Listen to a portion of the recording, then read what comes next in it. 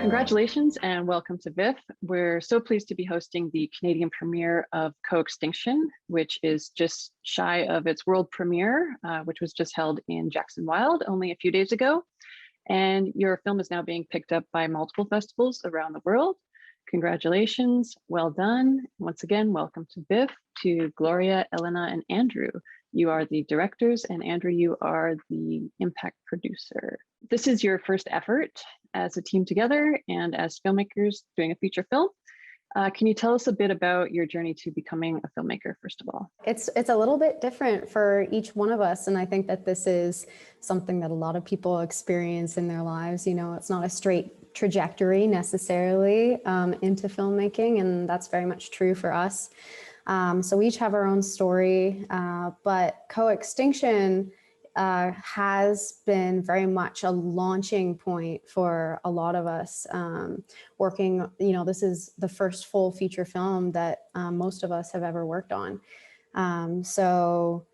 Yeah, for me personally, I've been making short videos and was filming endangered species around the world for a couple of years for a project I was working on. And one of those species was the southern resident killer whales, which Coextinction, of course, focuses on.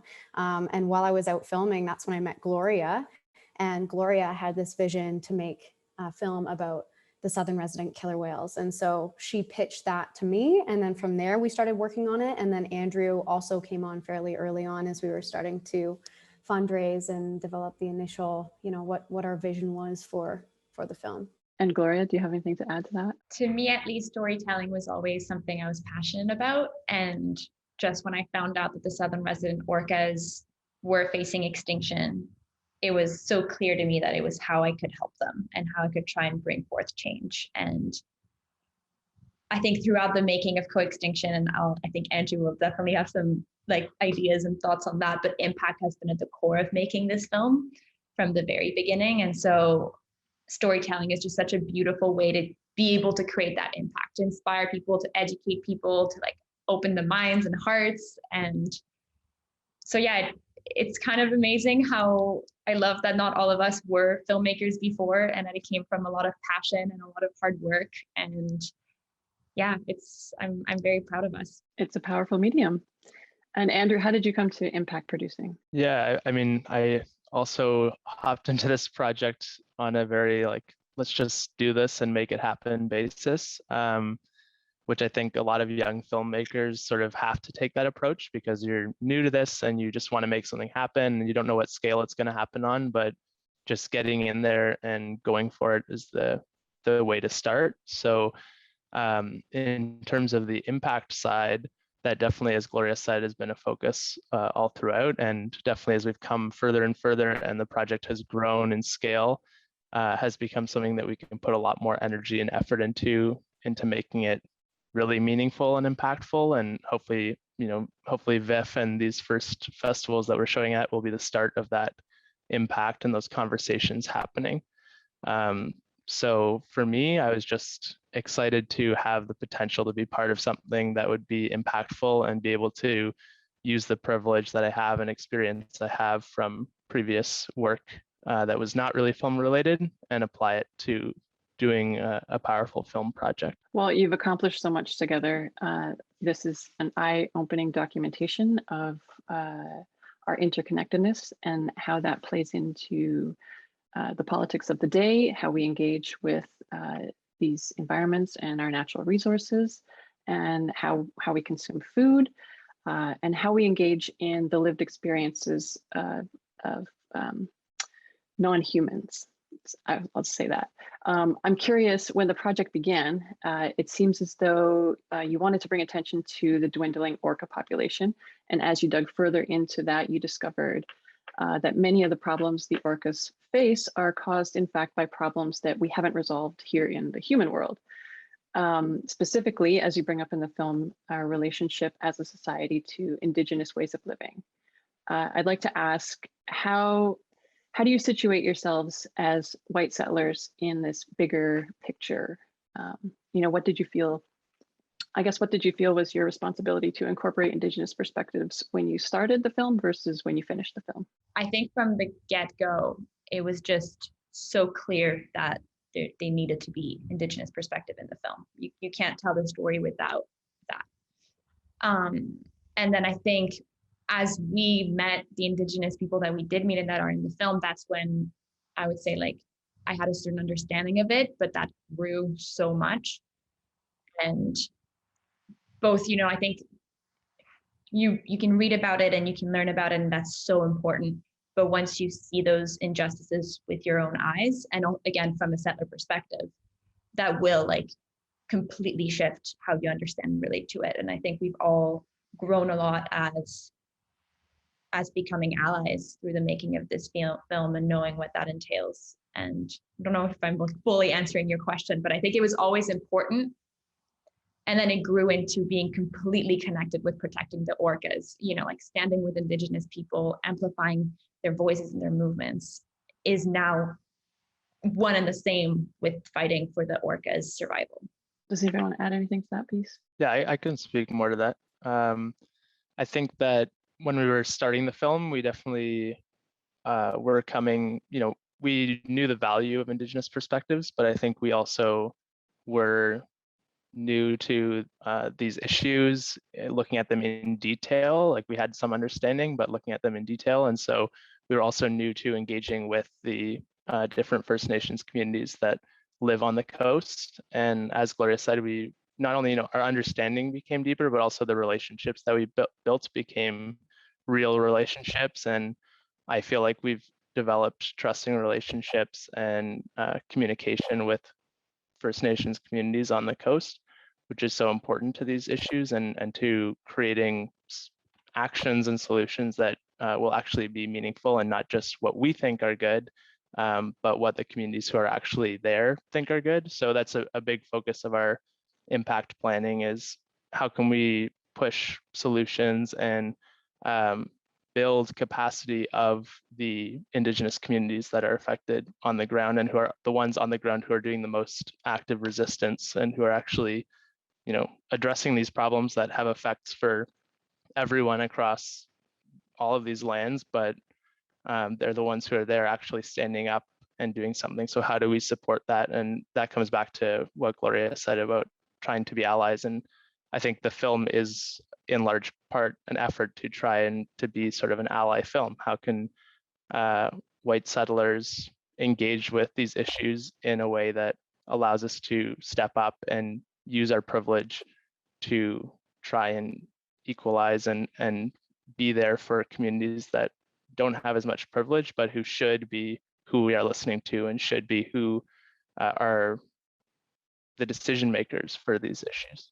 You know, there are lots of Indigenous ways of living that are in harmony with nature. And I think that you point that out so eloquently in the film. I guess just to extend on that, and I hope what we do in the film do justice of is just kind of, you know, the process of trying to understand why this species was going extinct, you know, really turned into learning a lot about the history on the coast and you know, just the amount of oppression over the, you know, that's occurred over the last, you know, since settlers came here that has, you know, I hope what we show is that, you know, that has been directly resulted in a lot of the environmental degradation. So it is really a systemic, you know, deep rooted issue. You know, every issue that we look at in the film is, you know, intrinsically connected to a history of First Nations oppression.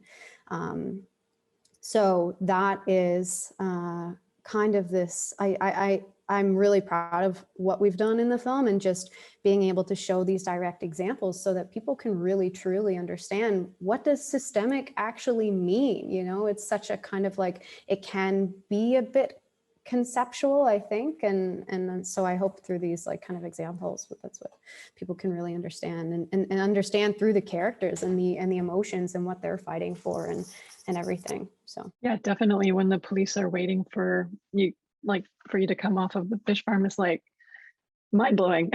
Like that's actually, things that we don't see as white settlers. And I, like applaud you for bringing that to the screen. So thank you. And a number that you present in the film, I'm just going to pivot a little bit. A number that you present in the film is that I find astonishing as a layperson who knows absolutely nothing about whales, is that they consume 400 pounds of salmon a day. And that's how much is needed to sustain an average size whale. That's a lot. And you also bring up a number for North Americans, we consume over 2 million kilograms of salmon daily. That is outrageous to me. And maybe this is not a helpful way to look at things, but perhaps you can help me quantify, like, how much does a salmon weigh? How many fish is that per whale a day? And how do we know how many salmon exist and how many whales that is required to feed? Like, how do these numbers all break down from a supply and demand perspective? Yeah, it is so helpful to know that. And I'll say what I know, but I'll direct people to Orca, which is a great organization that has all of that outlined, which is awesome. And that's where I got the info from for what I'm about to say. But one orca needs 20 salmon a day to survive. If you quantify it that way, which I'm very bad with like weights, so knowing it in that quantity helps me a lot. I don't think we know how much they're getting right now. It's a hard thing to know. They're in the ocean. They're not even salmon. We've done so much research to know how much salmon is on the coast, and it's a very, very hard number to get. It's done extensive research on that, and it's just, there's a lot of declines happening. There's a lot of threatened salmon runs and endangered salmon runs and extinct salmon runs. There are some salmon runs that are doing well, but there's no number on that. What I can say though, based on the like overfishing standpoint in the States, there's no allocated number of salmon for the orca, which is something that organization, for example, Wild Orca, is working to do. So, if one orca needs 20 salmon a day, then we should allocate that much. But of course, like we've said in the film, there's much more issues than just fishing. We actually don't get too much in depth into fishing, but again, the fish farms, habitat destruction, the climate crisis, all of these things are contributing to the salmon declines. It's not simple math. And that's why I think, there isn't necessarily a simple solution either. And one of the core issues systemically is that we do historically, most of the counting of salmon populations has been done through fisheries, and is also because it's for the fisheries, right? So it's kind of seeing the salmon as a commodity has always been the priority. And now we're starting to have some other counting that's happening, but that's actually, most of it is done still through fisheries, but there's counting that happens on, in the rivers when the salmon come back to spawn. And when the salmon come back to spawn, that's, a major opportunity to see how well a run is doing, because a run, each population, there's the different species of salmon, but then within the different species, there's all these different runs all over the coast. And a run is, the group of salmon or the population of salmon that comes back to the same river system, each year. So they're born, and then depending on the species of salmon, they'll come back 4 or 5 years later to that same river system, right? And so we have that all over the coast. And so what we've seen is it's totally variable depending on what's happening in that ecosystem, right? But also maybe what's happening in the ocean. And the ocean is really the big question mark, because the salmon will be born. You can have an estimate of how many are leaving the river system, and then they go out, and then, you count them however many years later, 4 years later, and how well that run did. But the big question mark is what's happening in the ocean, which is why, fishing and bycatch is an issue. But, we have it's so complicated, right? Like, we have hatcheries all over the coast, which now artificially increase the number of salmon. So we don't really know how the truly wild salmon populations are doing, because we have all of these fish that are being created, artificially created. The eggs were hatched in a hatchery, and then they were released, pumped out in millions, multi-millions, primarily for the purpose of fishing, right? To increase so that there's still fish to catch. So it is this high prioritization of the salmon as a commodity. And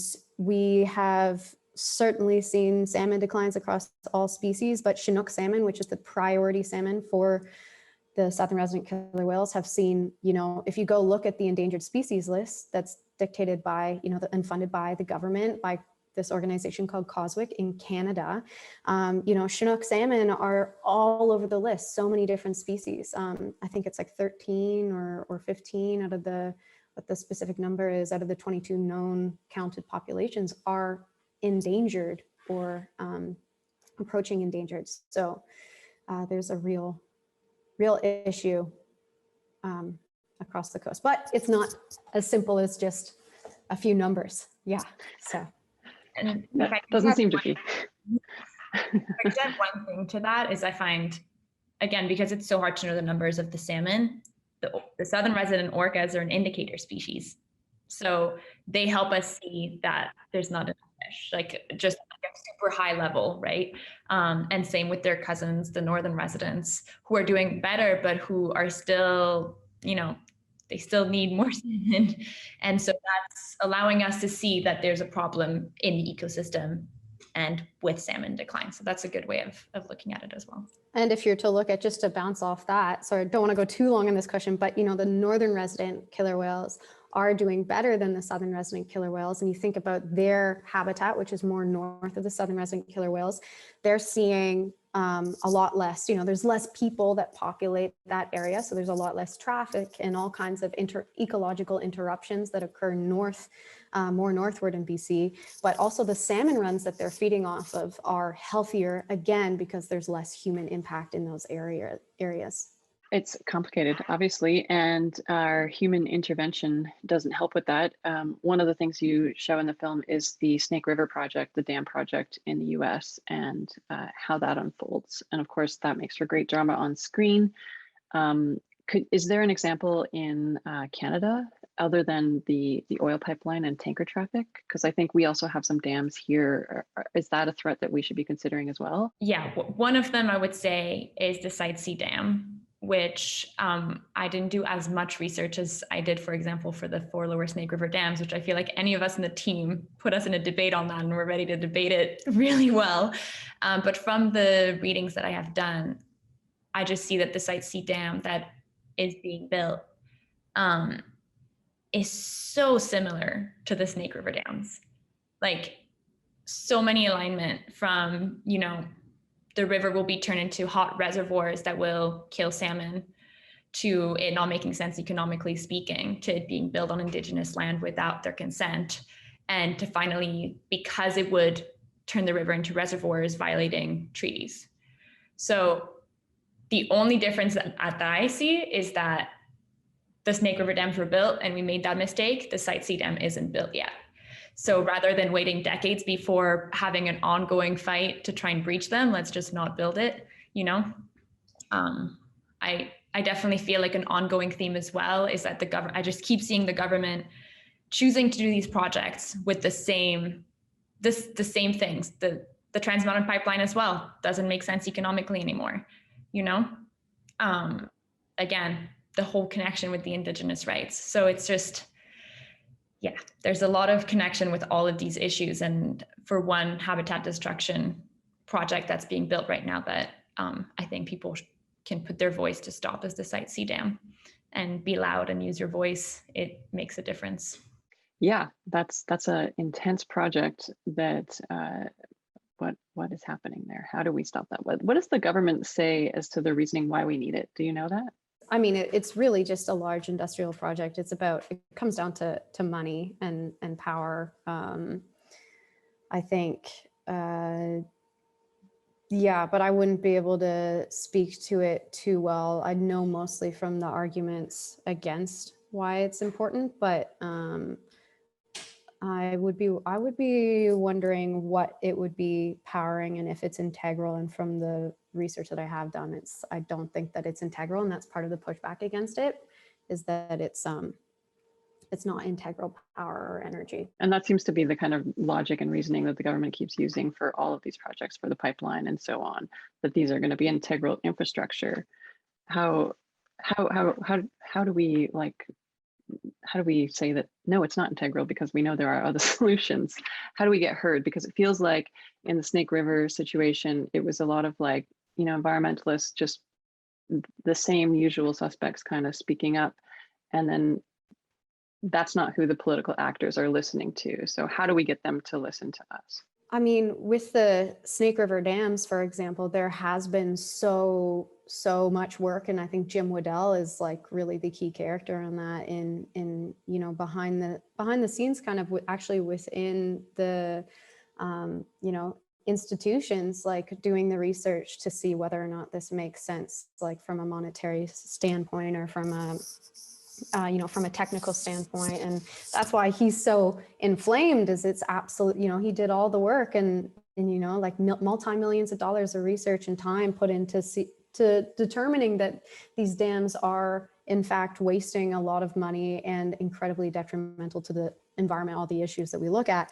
And the pushback in terms of the Snake River dams and what we found in general, you know, with the Trans Mountain Pipeline expansion project, is it's like, it's this fear around change and certain people who would have to take the brunt in positions of power, who would have to take the brunt of the fallout, you know, the financial fallout or responsibility, you know, especially with the Trans Mountain Pipeline. You know, the government bought the pipeline and has invested so much money into the project, and they're so far down the road now that it's you know, these people in power who really don't want to go back on their, especially in political positions, don't want to go back on their political position that they've taken.